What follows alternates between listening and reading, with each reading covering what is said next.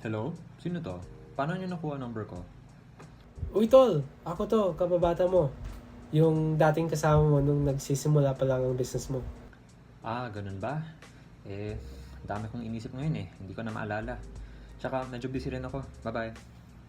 Teka, wag mo muna ibaba. Ako to yung kababata mo sa tinitirahan mo dati. Naalala mo pa ba nung nagtutulungan tayong magtutropa para makabenta tayo para sa business mo? Hindi na masyado eh. At alam ko, ako lang ang mag-isa ang nagtaguyod ng business ko. Ganun ba tol? Mukhang busy ka na ngayon at nakaangat-angat ka na sa buhay. Kaya lang ako napatawag kasi gusto ko sana kitang imbitahin sa fiesta dito. Para naman magka-reunion tayo. Pasensya na bro, busy talaga ako ngayon at wala akong oras para bumalik dyan. Minsan lang tol. Para magkapagkwentuhan man lang tayo at miss na miss ka na nga mga tao dito. Pati ako. Proud na proud kami sa mga narating mo.